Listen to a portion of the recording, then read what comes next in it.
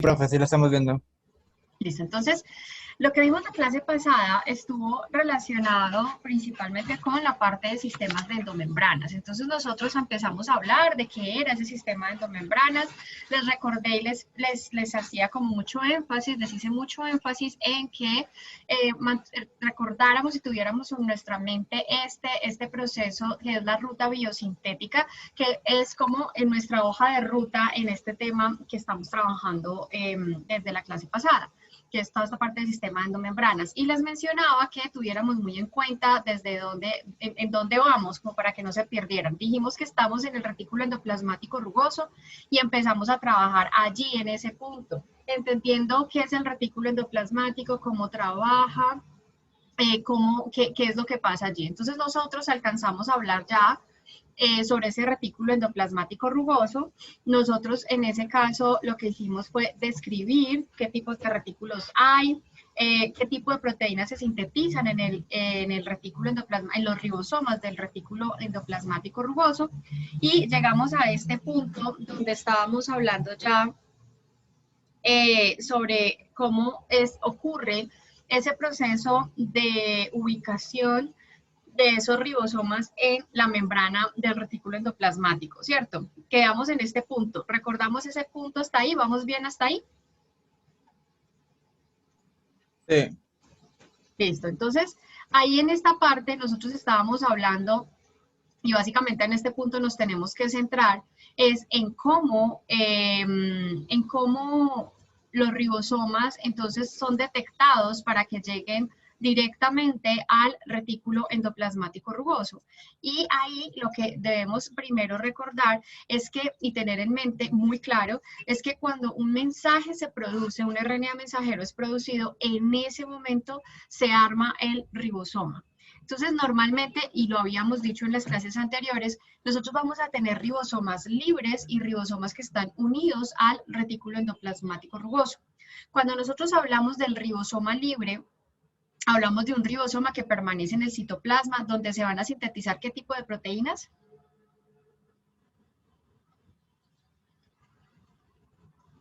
Esa es una pregunta. ¿Qué tipo de proteínas se sintetizan en ribosomas libres, Juan Fernando Andrés?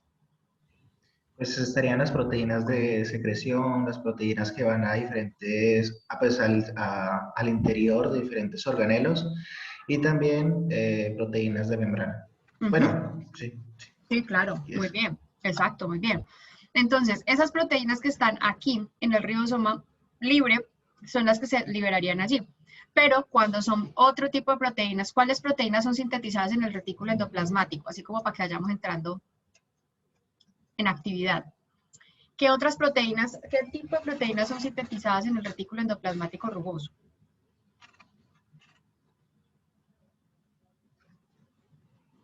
Daniela Celis.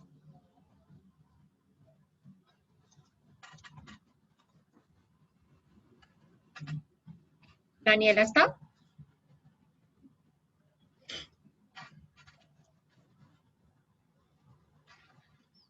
Alejandro Barreto. Ah, bueno, Ana Sofía. Profe, pues yo tengo que son las proteínas integrales de la membrana y las que son solubles que se encuentran en compartimientos de la endomembrana. Y espérame porque ahí lo confundimos, lo confundí. Creo que ahorita que Juan Fernando Sí. nos está Yo presenté las del retículo endoplásmico rugoso y no las de los ribosomas libres. Sí, acabo de caer en cuenta, las de ribosomas libres. Ana, ayúdame con las de ribosomas libres porque ahí las truncamos. Gracias. Ah, listo, profe, sí. Las de libre son proteínas destinadas a permanecer en el citosol, que son enzimas de la glucólisis y proteínas del citoesqueleto. Listo. Entonces, básicamente ahí es eso, o sea, ahí ya estaba truncando ya también la información, pero listo. Entonces, básicamente los ribosomas libres van a sintetizar proteínas que van para el citoplasma, para el núcleo, mitocondria, organelas citoplasmáticas, básicamente, exceptuando lisosomas, que lisosomas ya sabemos que se van a producir por esta ruta biosintética. En ribosomas que van al retículo endoplasmático se van a sintetizar todas estas proteínas que nos mencionó Juan ahorita inicialmente y que también por acá pues lo habíamos hablado en las clases anteriores. Aquí en este sentido, entonces, estos ribosomas que van para el retículo endoplasmático rugoso, pues deben tener una forma de llegar hasta ese retículo endoplasmático. Entonces, ahí viene la pregunta que les hacía a ustedes sobre cómo se determina dónde se sintetiza una proteína en la célula. Entonces, básicamente, ¿cómo se determina eso? Por una secuencia de señal, una pequeña secuencia que está en el amino terminal o en el carboxiterminal de una proteína que se está sintetizando, o también lo podemos llamar como una proteína naciente. Entonces, normalmente lo que nosotros vamos a encontrar es que cuando esas proteínas se están sintetizando en el ribosoma, lo primero que van a producir es pues, el extremo amino terminal. Ese extremo amino terminal va, si esa proteína tiene que ser sintetizada en el retículo endoplasmático rugoso, el amino terminal va a tener unas secuencias de aminoácidos hidrófobos que van a ser reconocidos por una partícula de reconocimiento de señal. Esta proteína es una proteína G, igual como la que hablamos para los monómeros como hablamos como por ejemplo la proteína RAS. Recuerdan que habíamos hablado que la proteína RAS era una proteína G monomérica. En este caso, esta proteína G también es monomérica y también se activa unida a GTP. En este caso, esta proteína de reconocimientos de señal reconoce que estos aminoácidos, cuando ella hace ese reconocimiento, entonces frena la traducción y se lleva al ribosoma hacia el retículo endoplasmático rugoso. Y acá en la membrana del retículo endoplasmático va a haber un receptor de esa partícula de reconocimiento de señal. Ese receptor que tenemos acá, entonces es un receptor que va a reconocer esa partícula de reconocimiento y una vez la reconoce, pues libera el ribosoma, lo deja ubicado acá y libera la partícula. Esto que ustedes están viendo acá, esta proteína integral de membrana que se está ubicando aquí, se llama translocón. Y ese translocón lo que hace es permitir el paso de la proteína naciente. Entonces, básicamente, cuando el ribosoma llega, se ubica en este punto que es el translocón. Dentro de la parte interna de ese translocón va a haber una especie de tapón, algo que bloquea el paso de cualquier molécula porque es hidrofóbico. Pero cuando llega esta secuencia amino terminal, interactúan y le permite el movimiento de ese translocón para que, o sea, la apertura de ese translocón para que pueda continuar la síntesis de la proteína. Ese tipo de proteína, entonces, que llega de esta manera, llega directamente al lumen del retículo endoplasmático rugoso. Cuando hablamos de lúmenes, hagan de cuenta el citoplasma, pero pues no es el citoplasma, no es lo que está en la parte intracelular, sino que es lo que está dentro del retículo endoplasmático rugoso. Es digamos, el componente líquido o soluble que hay en ese retículo endoplasmático. En ese caso, entonces, ya las proteínas llegan a el retículo endoplasmático al interior, al lumen. Aquí van a haber chaperonas que van a ayudar, van a asistir el plegamiento de esa proteína y adicionalmente vamos a ver que hay proteínas que van a cortar esa secuencia señal para que pueda ella ya quedar en el translocón y hacer todo su proceso de plegamiento sin ningún inconveniente. Digamos que de esta forma entonces ocurre primero que se recluta el ribosoma al retículo endoplasmático y dos, es la forma como se sintetizan las proteínas que van hacia el lumen del retículo endoplasmático. Cuando nosotros hablamos ya de las proteínas integrales de membrana, bueno, entonces aquí nosotros cuando hablamos de esto, podemos pensar que son proteínas que van a ser excretadas o proteínas que van hacia lisosomas. Estos no son proteínas que vayan para la membrana, ninguna membrana de las que hemos hablado, o sea, no son proteínas integrales, estas son proteínas solubles. Entonces, esta es la forma de sintetizar proteínas solubles dentro del retículo endoplasmático rugoso. ¿Listo? Ok. Ahora la pregunta es, entonces, ¿cómo se produce una proteína integral de membrana dentro del retículo endoplasmático? Y es aquí donde ya hablamos entonces de las la forma como esas proteínas llegan. Entonces, digamos que el ribosoma llega, se ubica, aquí tiene que ocurrir el mismo mecanismo de señalización que hablamos ahora. La secuencia amino terminal va a ser reconocida por la SRP llega y es reconocida por el receptor de SRP y finalmente ya él se ubica aquí, ahí ya está. Entonces, aquí pueden ocurrir dos cosas. La primera es que ocurra esto. Uno de los requisitos de una proteína integral de membrana es que tenga un segmento transmembranal, ¿cierto? Entonces, normalmente, cuando esta es una proteína integral de membrana que no va hacia el citosol, entonces va a haber un segmento transmembranal que lo va a reconocer directamente el translocón. El translocón reconoce ese segmento transmembranal y a partir de ese segmento, entonces, él permite que se abra la compuerta del translocón para que esa proteína o esa proteína transmembranal llegue directamente a la membrana. Hay un requisito que se debe cumplir acá, y es que la membrana normalmente tiene unas cargas parciales, ¿sí? Normalmente, hacia la parte extracelular normalmente es negativa, y hacia la parte intracelular generalmente es positiva. Por lo tanto, este segmento transmembranal, ¿qué tipo de carga? ¿Cómo debe tener la carga con relación a la membrana? ¿Debe ser igual o diferente? Isabela. Profe, yo te tenía una pregunta sobre cómo se determinan, o sea, la pregunta 8, que es cómo se determina dónde se sintetizará una proteína en la célula. Dale, dame un momento entonces, Dale. no bajes la manito y ya te voy a dar la palabra, pero quiero terminar esta idea para no dejarla inconclusa.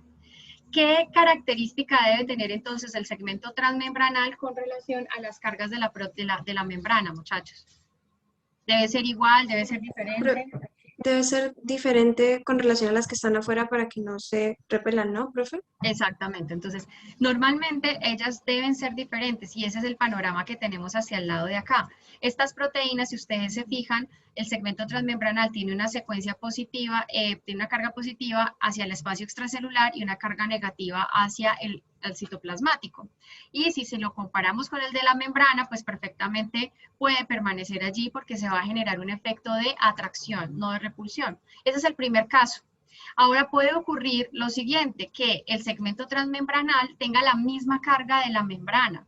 En ese caso, en el translocón, lo que ocurre es que se reubica la proteína. Entonces, fíjense que en este caso, en este primer caso, el amino terminal queda en el citoplasma y el carboxi hacia el espacio extracelular.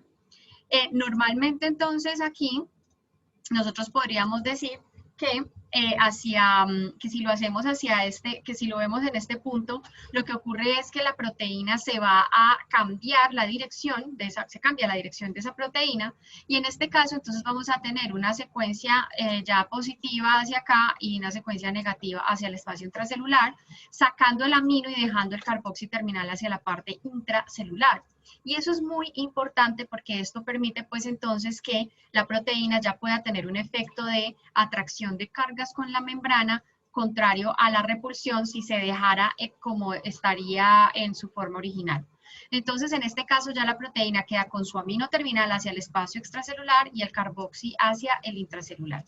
De esta manera, lo importante es entender que en el translocón, en el retículo endoplasmático rugoso, específicamente se direcciona la proteína, o sea, se direcciona la forma como la proteína va a estar y se determina entonces, se orienta la proteína, se orienta la estructura, la forma de la proteína y adicionalmente pues va a permitir ya ubicarla directamente en la membrana. ¿Listo?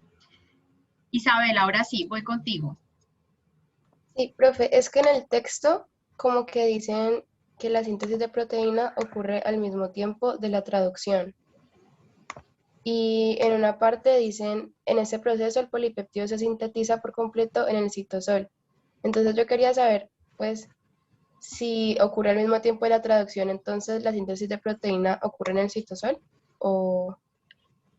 Bueno, lo primero que quiero aclarar es que cuando hablamos de síntesis de proteínas o de traducción estamos hablando de lo mismo. Es el mismo proceso. El mecanismo de traducción permite sintetizar la proteína. Ah, listo. Entonces, ¿sí ocurren en el citosol o...? Exactamente. Ah, bueno. ¿Listo? Gracias, profe. Listo. Alejandro. Ve, profe, una preguntita. Ese cambio que se da ahí,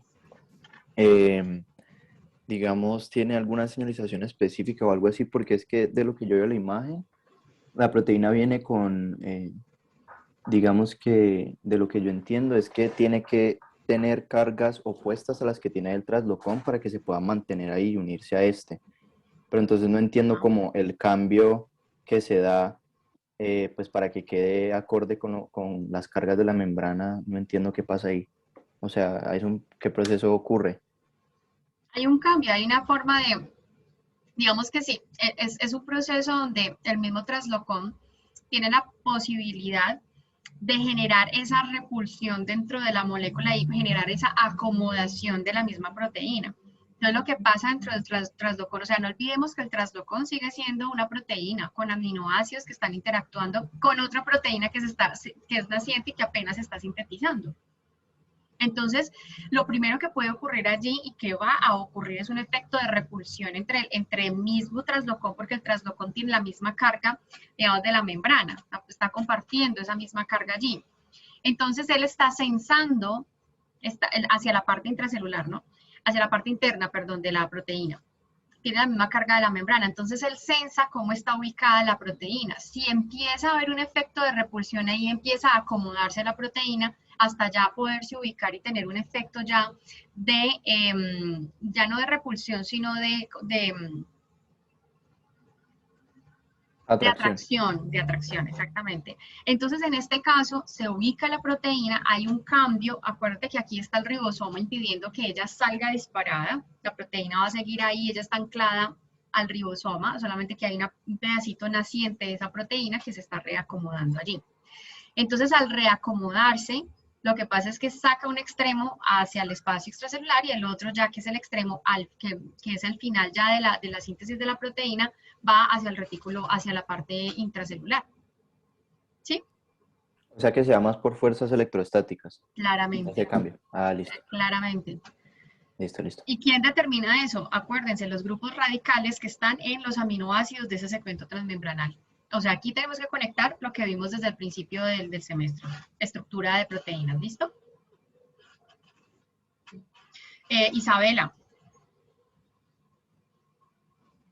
Profe, ¿sí me escuchas bien? Súper bien. Listo, profe, es que yo tengo una duda. Estas proteínas que se van a sintetizar son las que ayudan a que el ribosoma llegue al retículo endoplasmático rugoso, ¿cierto? ¿O estoy confundida? Estás confundida. Las proteínas que se van a sintetizar acá son las proteínas que van para la membrana plasmática, que son proteínas integrales de membrana, son las proteínas que se sintetizan, perdón, son las proteínas que van a ser excretadas por las rutas biosintéticas, ¿sí? Aquí lo que debes conectar es este punto. Es diferente a lo que tú estás imaginándote allí. Las proteínas que hacen que llegue el ribosoma hacia el traslocón son estas, proteína de reconocimiento de señal y la secuencia señal de la cadena naciente de polipéptidos, que es esta que está acá. Esto es reconocido aquí y lo llevan directamente al ribosoma, al traslocón, ¿listo? Eso es lo que está pasando, pero eso es independiente de la proteína que se está produciendo ahí. ¿En qué sentido? Pues esta secuencia señal sí hace parte de la proteína naciente, pero la proteína de reconocimiento de señal, la función completa es llevar ese ribosoma hacia el traslocón. Ya aquí lo que va a pasar es que se sintetiza una proteína diferente a la que va a ubicar el ribosoma en el traslocón. No sé si me hago entender. Sí, profe, ya está todo claro. Gracias. Bueno. Muy bien, entonces, en este sentido, aquí nosotros podríamos decir, listo, ya entendemos cómo se están sintetizando estas proteínas de las que ya hemos hablado. Por un lado, las que se secretan por la vía regulatoria de secreción constitutiva o regulada, las que van para el lisosoma, que serían las que estábamos hablando acá. Y por otro lado ya entendemos también cómo se sintetizan las proteínas que van para la membrana plasmática funcionando como una proteína integral de membrana.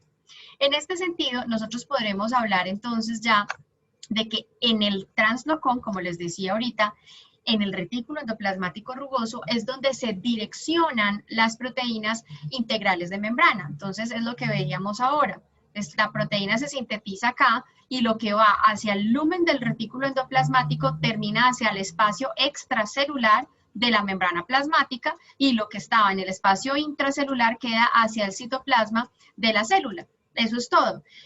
Adicionalmente, debido a ese transporte de membranas que vamos a tener, o esas vesículas que se van transportando a lo largo de esa ruta biosintética, pues nosotros podemos entender que esta fusión de membranas entre los diferentes compartimentos está promoviendo una asimetría de composición lipídica a lo largo de la ruta. Entonces, por un lado hay una biosíntesis constante de membranas, que quiere decir que básicamente las membranas que están acá, que se acortan, pues pueden llegar hasta este punto que después puede volverse a puede hacer alargar esta membrana, pero esta membrana luego se va a acortar porque también van a salir vesículas a partir de ella y luego se fusionan acá arriba. Pero también van a recibir vesículas de acá y esta también va a recibir vesículas de acá.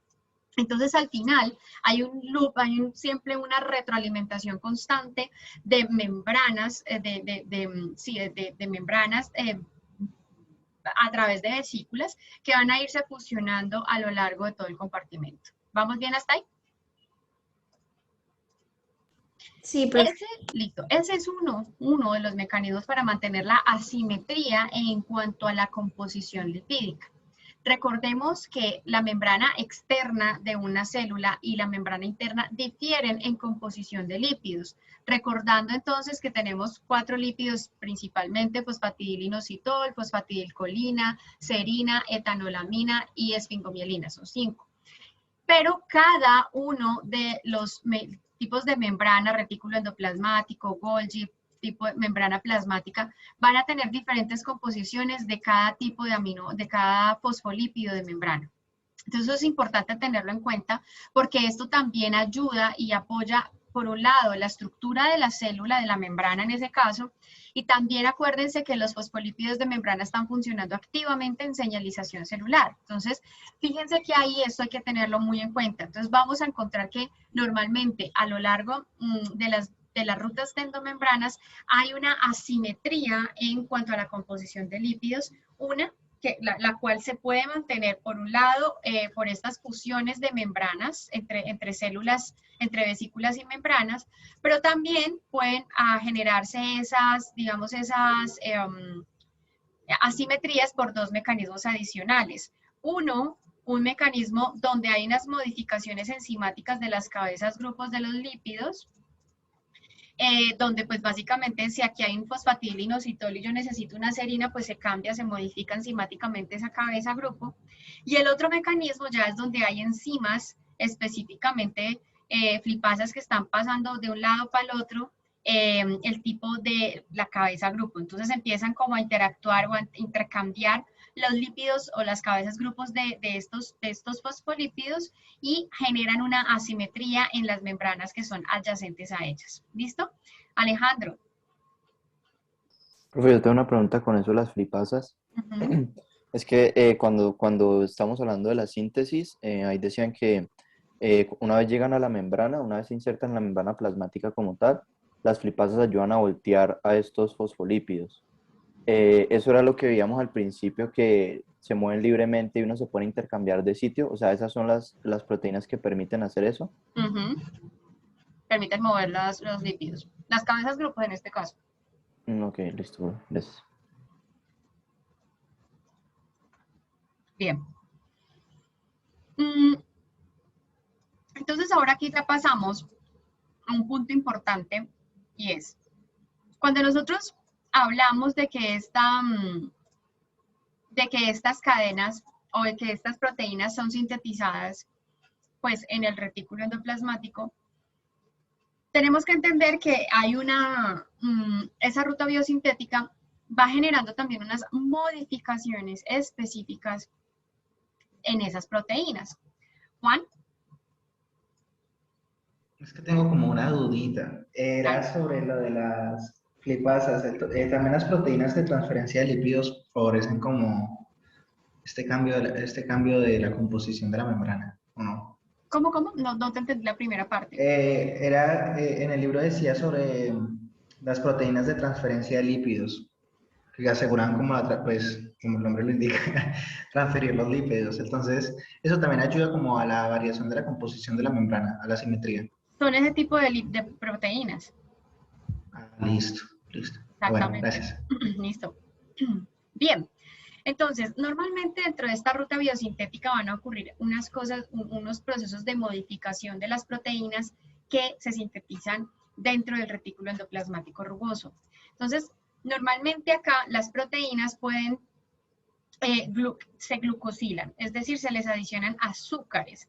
Entonces, dentro del retículo endoplasmático vamos a tener unas proteínas que van a estar marcadas con azúcares específicos. Entonces, ¿qué pasa? Vamos a tener aquí un fosfato de dolicol, otro fosfolípido de membrana.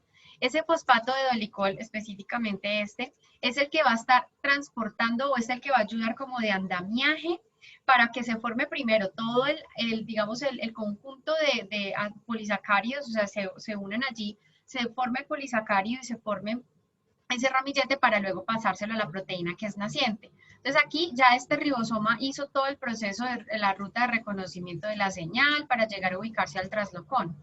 Aquí esta proteína naciente ya se está produciendo y en este caso lo que ocurre entonces es que para que llegue este ramilletico acá tiene que seguir, estos son azúcares, o sea, glucosas, bueno, glucosas no, son diferentes carbohidratos que van a unirse a él. Y esto va a ocurrir de la siguiente manera. Entonces tengo el fosfato, el dolicol fosfato, y ese dolicol fosfato entonces va a tener unas rutas, unas vías de interacción con unas enzimas que van a ir uniendo azúcares específicos a él directamente. Entonces va a unir 2N-acetilglucosamina primero, y luego adiciona 5 manosas, que son estas que están acá. Esas manosas y esos N-acetilglucosamina luego son traslocadas hacia el espacio del retículo endoplasmático, hacia el lumen del retículo endoplasmático, es decir, hacia la parte interna. Una vez están aquí, ese fosfato de dolicol con estos azúcares, estos carbohidratos, entonces van a permitir que otros fosfatos de dolicol le sigan adicionando más manosas. Al final, entonces van a quedar 9 manosas, 2 N-acetilglucosamina. Este fosfato de dolicol sigue siendo el andamio, ¿no? Para ese proceso de fosforilación. Y ya queda faltando nada más 3 moléculas de glucosa que posteriormente van a ser adicionadas en la última parte de ese grupo de manosas. Una vez ya se tengan estas 2 N-acetilglucosaminas, 9 manosas y 3 glucosas, ahora sí se transfiere directamente a la proteína. En este caso, siempre que una proteína entre al retículo endoplasmático va a tener este mismo proceso de glucosilación con las mismas azúcares, 2 N-acetilglucosamina, 9 manosas y 3 glucosas. A partir de acá ya sigue un proceso de control de calidad que ya vamos a ver. ¿Qué dudas hay hasta acá en este paso?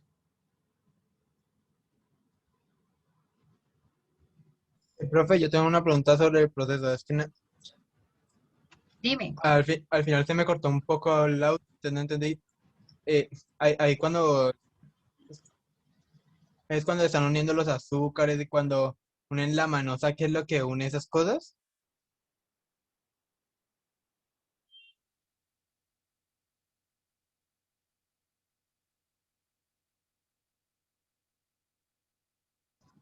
¿Te refieres al dolicol fosfato?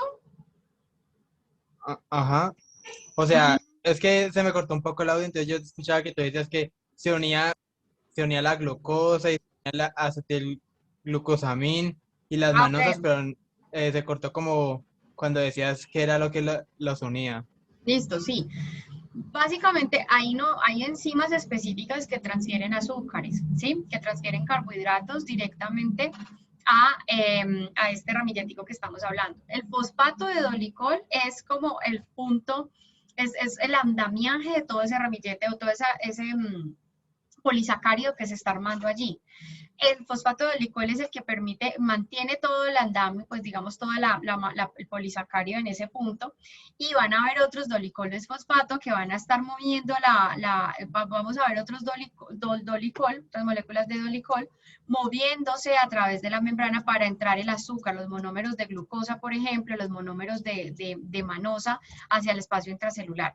Pero al final este fosfato de dolicol es el que va a mantener toda la estructura de 2N-acetilglucosamina, 9 manosas y 3 glucosas para transferirlas luego a la proteína específica. ¿Bien? Ah, ok, listo, profe. Listo.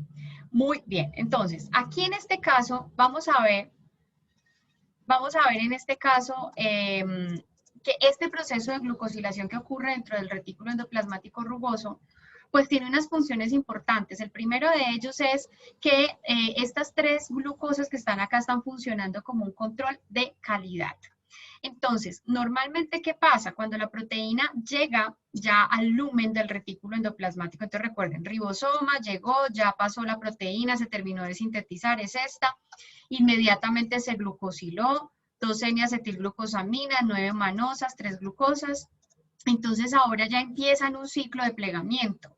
Ella empieza a plegarse. Primer paso es que hay unos cortes ¿de qué? De estas glucosas. Se quitan las glucosas, empieza a plegarse, ¿sí? Cuando ella se pliega, resulta que puede exhibir, si queda mal plegada, ella va a exhibir un aminoácido que es hidrofóbico, ¿sí? Normalmente en las estructuras de las proteínas los aminoácidos hidrofóbicos van a estar dentro o van a estar muy, muy camuflados en la estructura de las proteínas. Es decir, que no van a quedar expuestos. Lo que queda expuesto son los aminoácidos que son hidrofílicos que pueden interactuar con el medio extracelular. Entonces, en este caso, lo que pasa es que esta proteína se pliega sobre sí misma y si está mal plegada, deja exhibido un aminoácido que va a ser reconocido por una proteína específica que le va a adicionar una glucosa. En este caso, la UGGT es la que se encarga de poner la glucosa, que le dice básicamente a la proteína, vea, usted todavía no está bien plegada. Esa marca con esa glucosa hace que esta proteína llegue a la calnexina directamente, que esta es una chaperona. ¿Para qué sirven las chaperonas? Para plegar las proteínas. Ayudan, asisten el plegamiento de las proteínas. ¿Quién me habló ahí? Isabel Ardila, profe. Listo, Isa, gracias. Entonces, básicamente, lo que hacen las chaperonas es asistir el plegamiento de esas proteínas. Entonces, lo que va a pasar acá es que cuando todas las proteínas que tengan nuevamente esta glucosa van a unirse a la calnexina, que va a estar ubicada como una proteína integral de membrana, induce el plegamiento nuevamente, ayuda a que esa proteína se pliegue bien y vuelve y arranca el ciclo. ¿Qué va a pasar? Si ella vuelve otra vez y deja expuesto ese aminoácido, pasa este ciclo varias veces hasta que ya llega un punto donde le dice, vea, el problema suyo ya es de base, su problema viene desde allá, desde el ADN, entonces aquí ya no podemos hacer nada, no podemos controlar este proceso, usted va para degradación, perdón, este no es el que va para degradación, el que va para degradación va para acá. Entonces ya se le quita la glucosa, se le quita parte de las manosas y se va directamente a proteasoma, o sea que aquí se tiene que ubiquitinar, ¿sí? Se le pone ubiquitina y se va para proteasoma. Se degrada ya en el citoplasma, ¿listo? Entonces, si la proteína llega en un momento dado allá, listo, ya se plegó bien, ya está bien organizadita, entonces ya sale hacia ¿dónde? ¿Hacia dónde iría esta proteína que está acá? José Alejandro.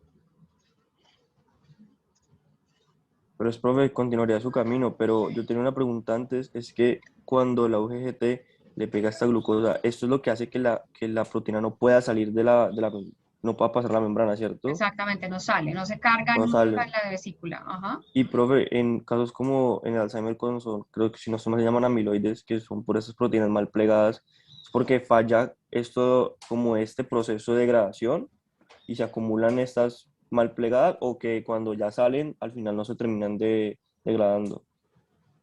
Otra vez, porfa, me repites esa última Es parte, que me quedé en el Alzheimer. en el Alzheimer, cuando son estos amiloides, que son proteínas mal plegadas, esto se da por un daño, digamos, como en este ciclo de la calnexina, UGGT, o cuando ya sale la proteína a la proteasoma, digamos que no se termina degradando bien ya afuera, y por eso es que queda como el tumulto de proteínas.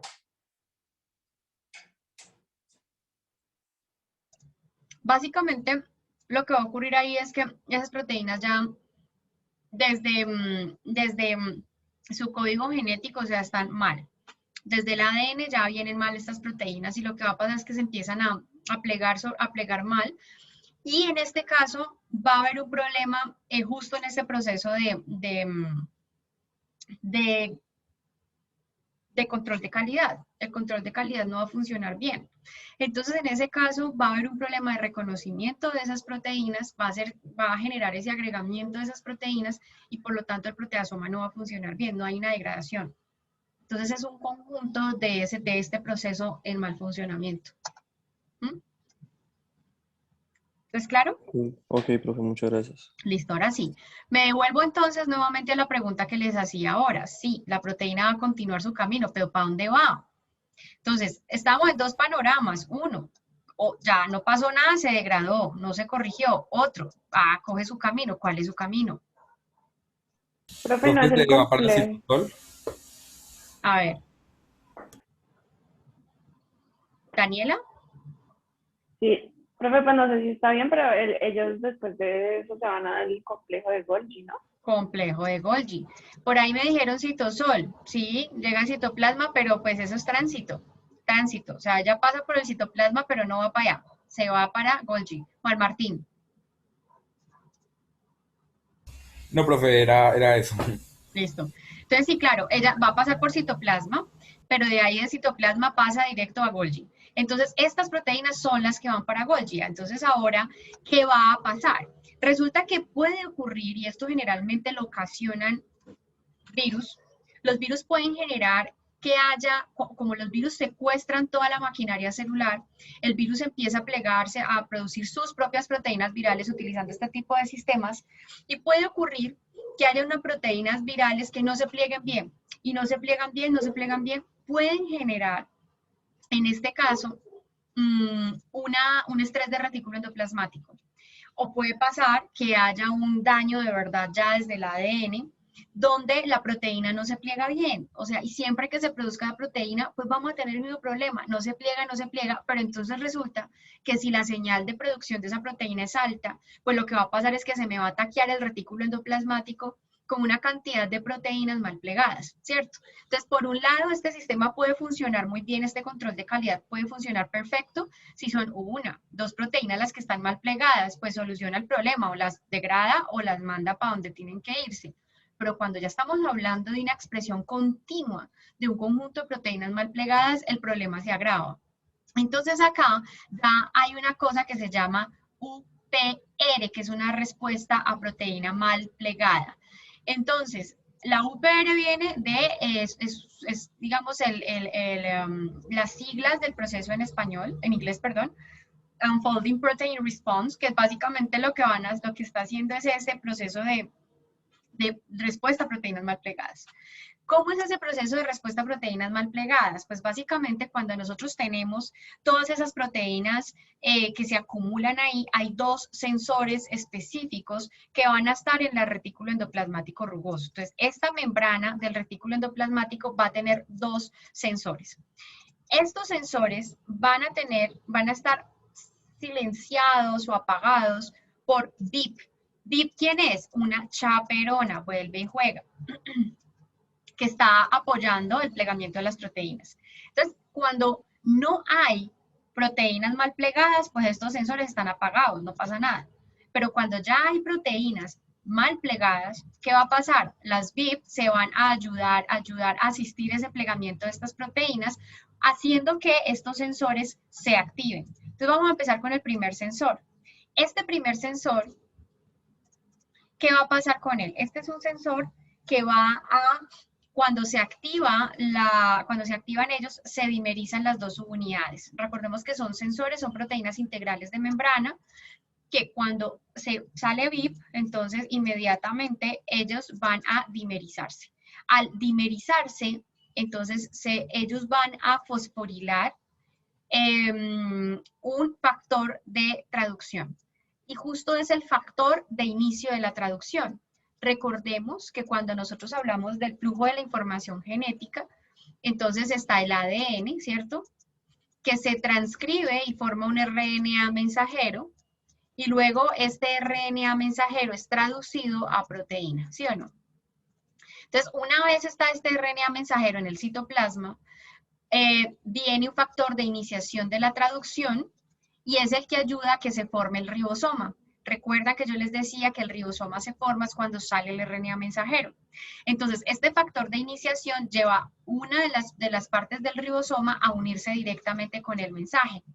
Entonces, resulta que este sensor lo que hace es silenciar, inhibir, apagar ese factor de iniciación de la traducción. Al final, ¿cuál es entonces el resultado? Pues que no va a haber traducción de proteínas. Se frena la traducción o la síntesis de proteínas debido al silenciamiento de este factor de traducción. Este es uno de los procesos. El segundo punto ya es el segundo sensor activado, donde ya lo que ocurre acá es que este va a migrar hacia el complejo del Golgi. Entonces, migra hacia Golgi y aquí en Golgi va a haber un corte del dominio extracelular de ese sensor. Este dominio extracelular se va para el núcleo y va a funcionar como un iniciador de la transcripción. Entonces, acuérdense nuevamente el flujo. Esto es ADN y esto funciona como un factor de transcripción, es decir, inicia la transcripción de este ADN para producir unos mensajes que básicamente van a sintetizar proteínas que son capaces de aliviar el estrés. ¿A qué se refieren? Más chaperonas, proteínas que puedan ayudar a hacer degradación de las proteínas, todo el sistema de ubiquitinación, todo el proceso de degradación de proteínas se activa allí. Y ayudan entonces a aliviar el estrés del retículo endoplasmático. ¿Me siguen hasta ahí? Sí, profe. Profe, se me cortó la última parte. ¿La puedes volver a repetir? ¿En qué parte? Lo último que dijiste, cuando ya estaba terminando el proceso. Simplemente se están produciendo proteínas que van a ayudar a aliviar el estrés del retículo. Entonces, cuando se producen esas proteínas, básicamente lo que está pasando es que se producen proteínas que van a hacer plegamiento de la proteína, o sea, más chaperonas, más proteínas de ubiquitinación para hacer degradación, etc. Ah, ok, ¿Listo? listo, profe. Bien. Dudas adicionales. José Alejandro. Profe, tengo una pregunta, es que cuando yo estaba revisando ese tema, vi una cosa que decía que, digamos que si no funcionan, pues el anterior, cuando hay mucho estrés, pues este complejo Golgi, los residuos hidrofóbicos expuestos de las proteínas mal plegadas, se les va a unir la proteína BIP, entonces que esas van a ser un miembro de las proteínas de shock térmico y como que le van a aplicar un shock térmico deteniendo el camino a la proteína, pero como así que un shock térmico puede detener el camino a la proteína. No, no tanto eso. Ahí, pero lo decían explícitamente como un choque térmico puede parar la proteína. Pues, o sea, no como que el shock térmico es el que la para, sino que siendo estas proteínas que hacen este tipo de cosas, son las que terminan deteniendo con el HCP70. Ojo, porque hay que aprender a interpretar esas cosas. Entonces, sí, las chaperonas generalmente, hay algunas chaperonas que son proteínas de choque térmico. ¿A qué se refieren? A que se activan o se inactivan cuando hay un aumento o disminución de calor. Entonces, no es que ellas le vayan a aplicar un choque térmico a la proteína que está mal plegada, no. Simplemente las chaperonas pues tienen varias funciones dentro de las células. Y generalmente algunas de estas proteínas pueden funcionar, pueden activarse al tener un choque térmico o inactivarse, ¿listo? Por eso se llaman proteínas de choque térmico. Pero no quiere decir que ellas vayan a aplicar esa función a la proteína que es su sustrato, no. Ellas en este caso, este tipo de chaperonas están asistiendo al plegamiento. Hay otras chaperonas que no permiten que ellas se plieguen, ¿sí? Por ejemplo, entre esas cosas, pues es importante diferenciar esas dos cosas, ¿listo? Listo, profe, gracias. Listo. Listo. ¿Dudas hasta acá, chicos? Ok. Entonces, ahorita sí vamos a hablar de lo que pasa después de que esa proteína se acaba de sintetizar. Entonces, la proteína se sintetiza, va glucosilada. ¿Con cuántos azúcares quedó? ¿Cómo quedó esa proteína ahí?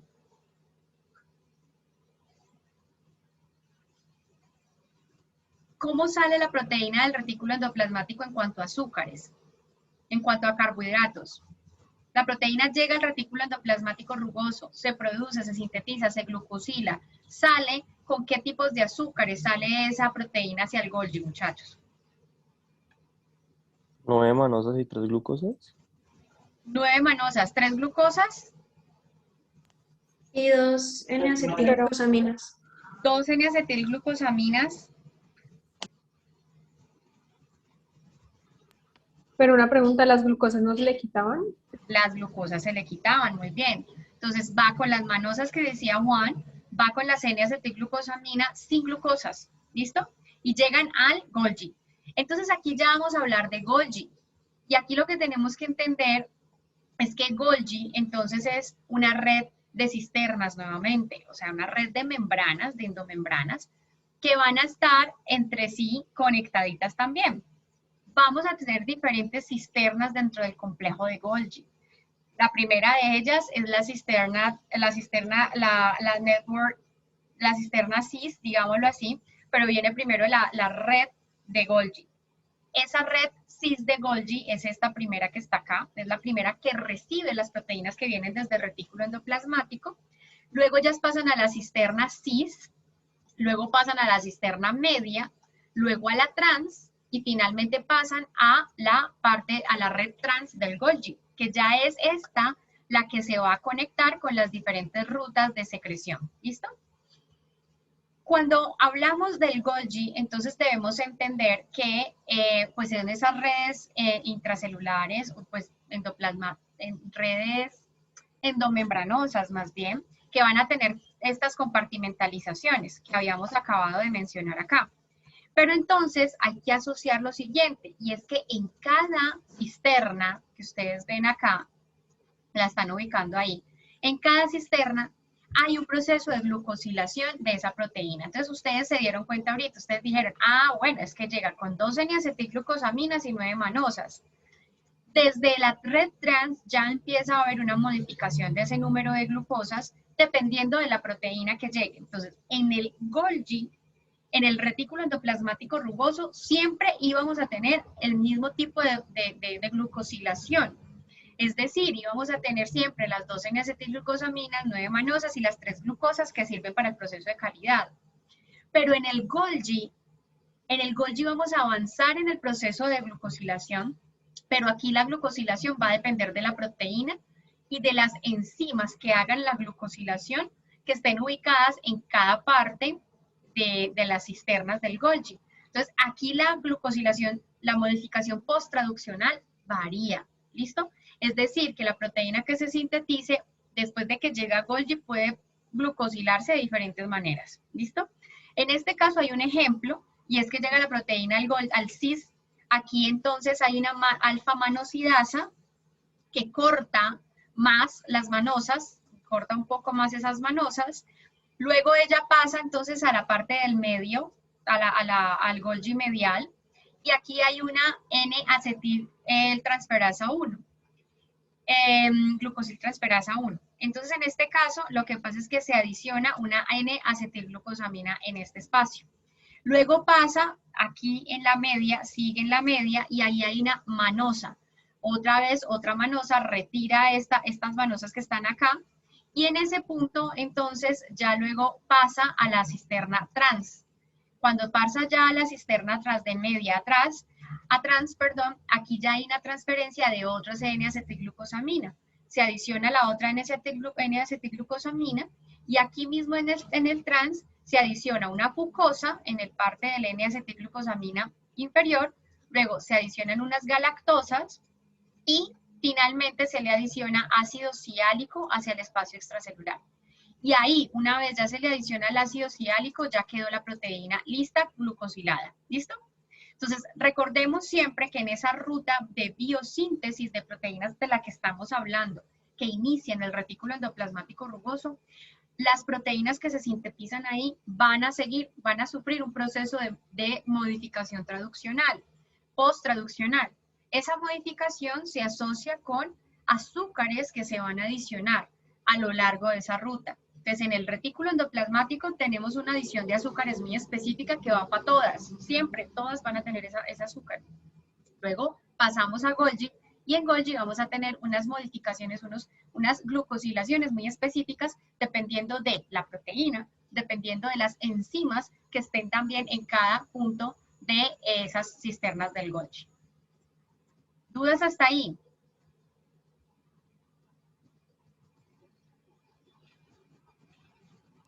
Ninguna, profe. Perfecto. Entonces, avanzamos al otro punto. Cuando nosotros hablamos de que estas proteínas se están moviendo a lo largo del retículo, o sea, o a lo largo de las rutas biosintéticas, pues hay que entender que estas se están moviendo es a través de vesículas. Estas vesículas que se están moviendo a lo largo de toda esa red endomembranal tienen unas características muy puntuales. Ellas están formadas por proteínas, por 3 proteínas específicamente. Entonces vamos a ver que hay proteínas de cubierta que están marcando el tipo de vesícula que se está generando allí. Entonces siempre estas vesículas, como lo habíamos hablado inicialmente, ellas van a tener unos receptores que detectan quién se carga en la vesícula, ¿cierto? Entonces hagamos de cuenta que aquí estamos en el retículo endoplasmático y que esta vesícula va para Golgi. Y acá, en esta vesícula, entonces estamos viendo que hay un receptor, hay una proteína adaptadora y una proteína de cubierta. Esos son los 3 tipos de proteínas que forman una vesícula. Receptor, proteína adaptadora y proteína de cubierta. En este esquema nos muestra la proteína receptor uniéndose a la de cubierta.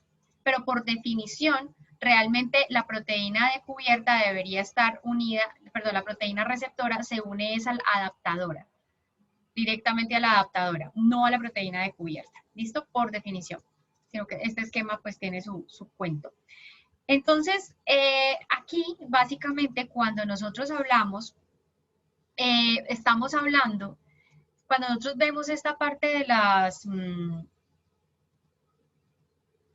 Muchachos, ¿ustedes están viendo el paso de las diapositivas?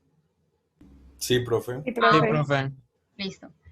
Entonces, bien, cuando hablamos entonces de la ruta biosintética, de cuáles son las vesículas que se están moviendo a lo largo de la ruta, pues entonces aquí ya les tenemos que dar nombre. Entonces ya les decía, hay 3 proteínas que están allí formando las vesículas que conectan toda la ruta de biosíntesis. Una proteína adaptadora, una receptora y una de cubierta. Esos son el nombre general de esas vesículas. Y como les decía también para señalización, aquí necesito que se me aprendan esos 3 nombres generales.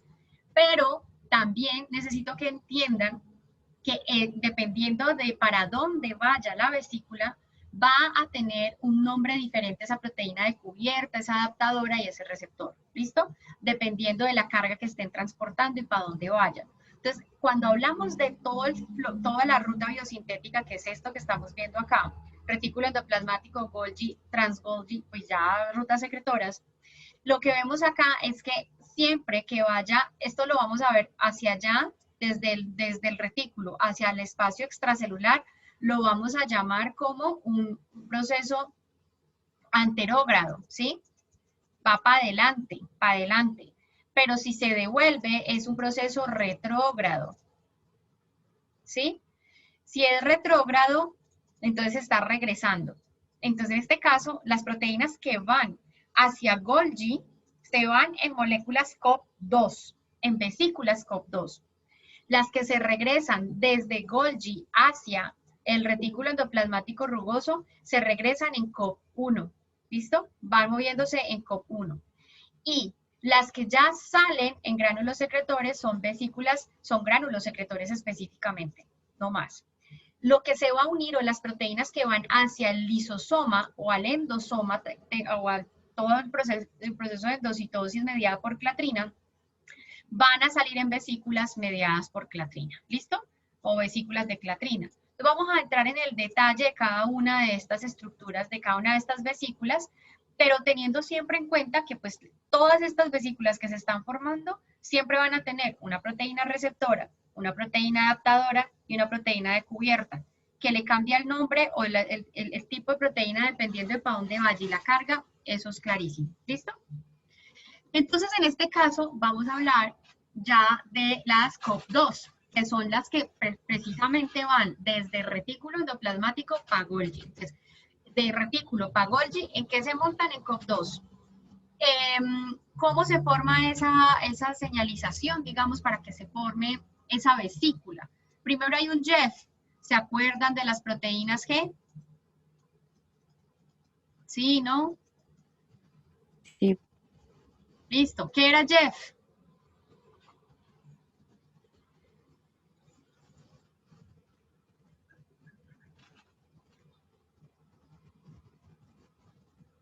Alejandro. Profe, Era una proteína accesoria que ayudaba a activar en la ruta, creo que era la ruta RAS, si no estoy mal, la de ERK. Ujú, ujú. Sí, por ahí va la cosa. Juan Martín. profe, es una proteína que es factor de intercambio de guanina. Muy bien, exacto. Entonces, y estaba asociada cuando lo hablamos con RAS, con otra proteína. Entonces, en este caso, la proteína G es SAR1, no es RAS, es SAR1.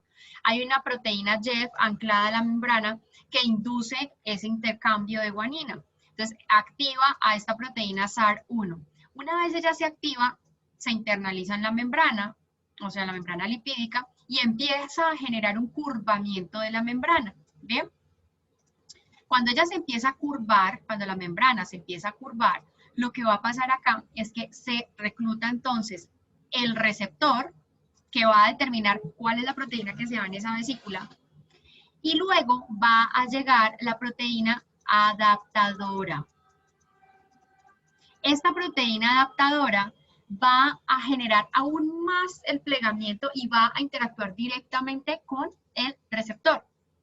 Finalmente llega la proteína SEC13 y SEC31, que es la proteína de cubierta de esa vesícula. Aquí la proteína adaptadora es SEC23, SEC24.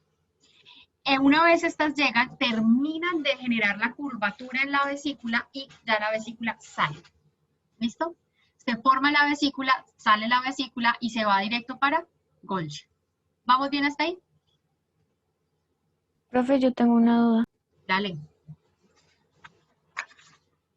A ver, SEC23 y SEC24 son los que van a reclutar o sea, yo sé que ellos son proteínas adaptadoras que pues ayudan como a especificar la carga. O sea, que ellos van a ayudar a reclutar ese receptor.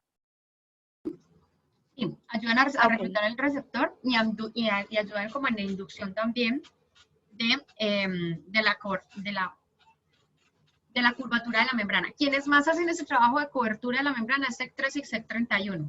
De la curvatura de la membrana es SEC13 y SEC31. ¿Bien? Ajá. Listo, de una, gracias, profe. Listo, muy bien. Ok, entonces esta es la forma como se generan las proteínas, las vesículas COP2. Vamos a hablar ahora de cómo se genera la vesícula que va directamente, cómo se recuperan más bien. Ay, esperen que se me pasó esta acá. Ya.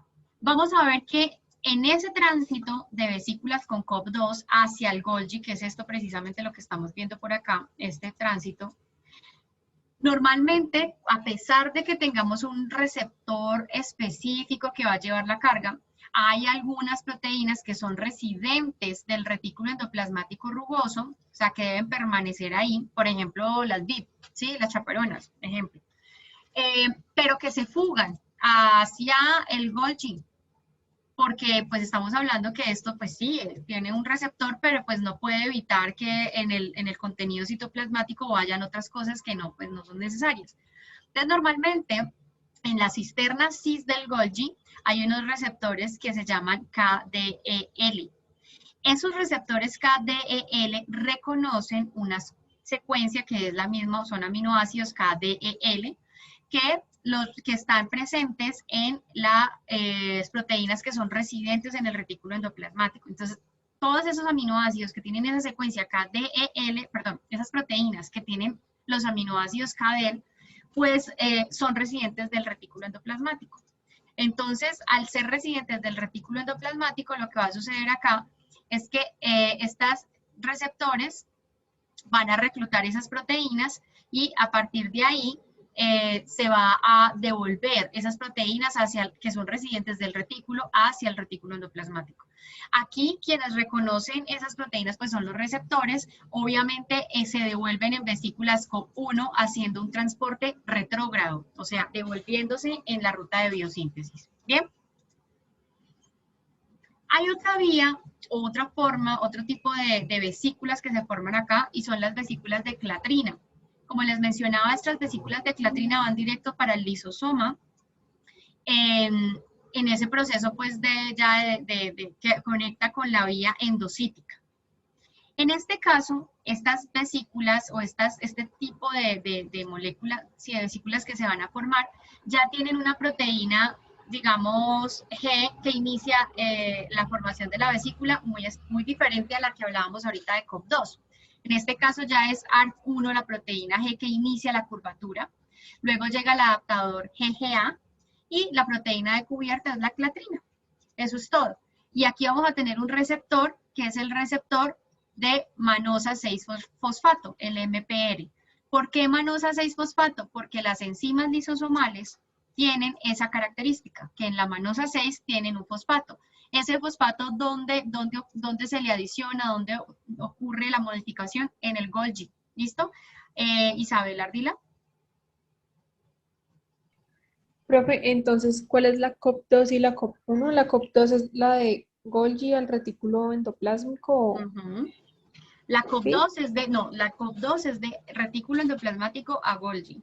La COP1 va de Golgi hacia retículo endoplasmático. Entonces, siempre piensen en que del retículo hacia afuera de la membrana es anterógrado, es el derecho, es para afuera, ¿sí? Es el norte.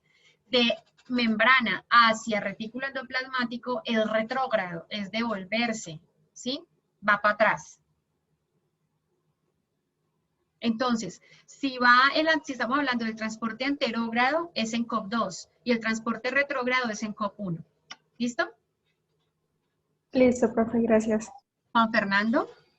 Yo tengo una preguntita con las proteínas G. Las proteínas G inician la curvatura y esto hace que pues, se active el proceso de receptor, proteína, el resto. Sí, exacto. O sea, el resto, bueno. Adaptadora, primero se recluta, luego el receptor y luego se recluta la de cubierta. Primero la adaptadora, después receptor y descubierto. Listo. Gracias. ¿Listo? Bien. Laura. Profe, ¿será que puedes devolverte a la diapositiva anterior? Es que tengo una preguntita de ahí. Listo. Espérate, Hola, ya. Listo, dime. Ya, es que quiero anotar, o sea, quiero señalarte algo. Es que me confunde esto de acá, ¿cierto? Esa sería la cisterna, cisterna. Sí. Entonces, ahí es lo que pasa con ese KDEL. O sea, ahí están los receptores. Entonces, por ejemplo, pues podríamos decir que ahí es como un filtro, por decirlo así, de esas proteínas residentes del retículo. Claro, porque es que sí, ese es un punto bien importante. Lo que pasa es que la cisterna cis, la primera cisterna del Golgi, precisamente hace eso, selecciona que sigue hacia la parte, hacia la membrana, pues ya por vías secretoras, y que se regresa desde Golgi hacia el retículo endoplasmático rugoso. Listo. Gracias, profe. Esa es la parte de la cisterna cis, siempre es un punto de filtro. Ok, y la cis Golgi Network es como, o sea, son como partecitas que reciben, ¿cierto? Sí, es que eso como es la recepción, digamos que esa parte de trans es que se va conectando con todas las vesículas que van llegando, pero para poderlas ya como darles el tránsito hacia la cisterna cis. Y hacen parte de esa cisterna, ¿verdad? Ajá. Listo, gracias, perfecto, Listo. Gracias. Muy bien. Entonces, en este sentido, así se forma ya la vesícula de clatrina. Entonces, esto es lo que vemos normalmente, ahorita que les hablaba yo pues de la manosa, cuando ya está digamos, esta es una enzima lisosomal, tiene las 2 N-acetilglucosamina, las manosas, y aquí se les adiciona el fosfato y luego se va para el lisosoma. Pero ¿esto dónde está sucediendo? En el Golgi. Entonces sale el retículo endoplasmático. Aquí estamos viendo la ruta de la enzima rizosomal.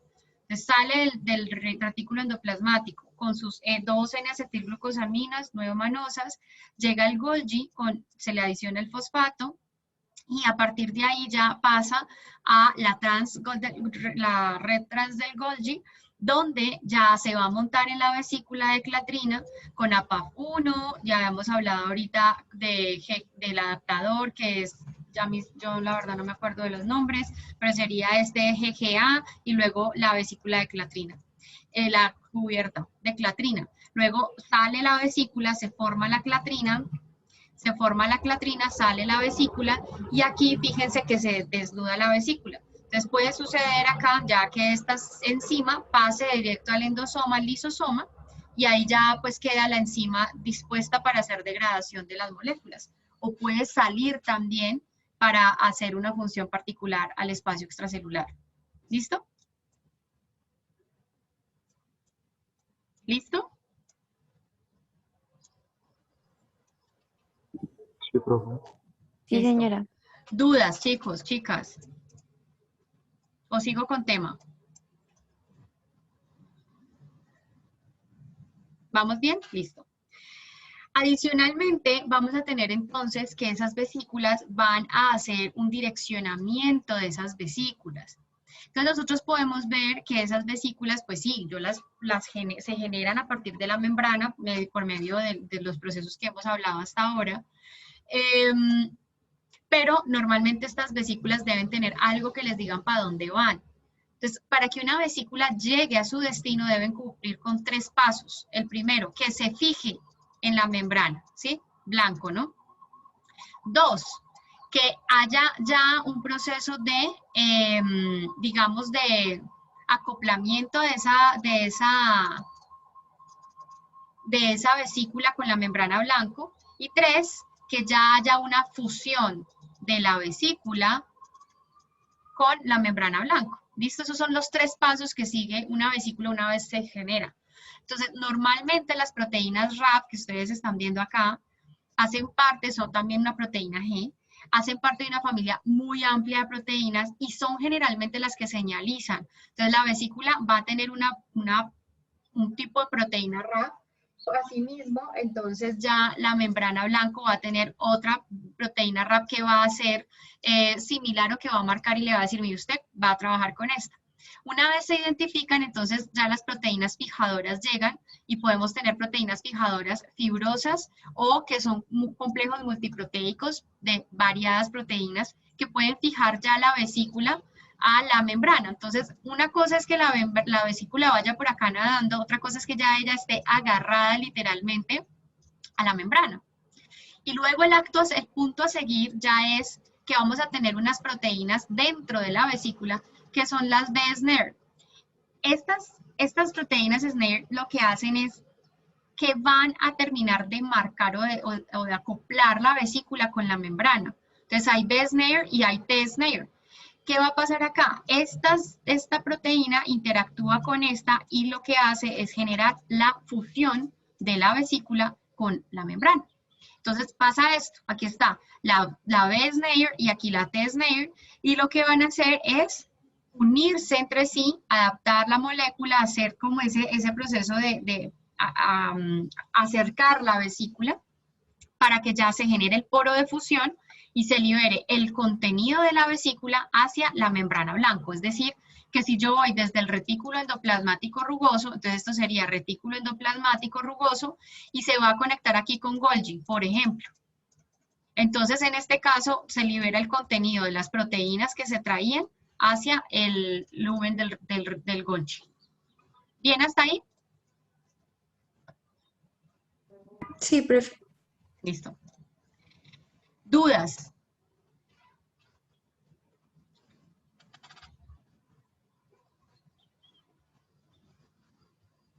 Profe, una preguntita. Dime. Entonces, entre las proteínas B, SNARE y esas se van a fusionar, o sea, como que hay una fusión. se comunican, sí, funcionan entre ellas para que la vesícula también se pueda fusionar. Exactamente. Ah, ok, ya, listo, gracias. Listo. Muy bien, chicos, chicas. Vamos entonces a dar por terminada la sesión. Si no hay más preguntas, ya el espacio que nos resta es espacio para preguntas. Si no hay más preguntas, entonces vamos a dejar hasta acá. Les recuerdo que el parcial entonces incluye el tema hasta donde lo trabajamos hoy, es decir, hasta la parte de formación, digamos, direccionamiento de vesículas dentro de esa ruta endocítica o este sistema de endomembranas. ¿Listo? El jueves les estaré enviando las indicaciones a primera hora, pues antecitos del parcial, les estaré indicando cómo será el parcial, a donde pues normalmente va a ser en Moodle y ustedes tienen que acceder al Moodle pues como lo hemos hecho en otros momentos, no hay una sorpresa, digamos, en cuanto a eso. ¿Listo? ¿Dudas? ¿Comentarios? Perfecto. Les deseo muy buen día, muchachos, entonces, que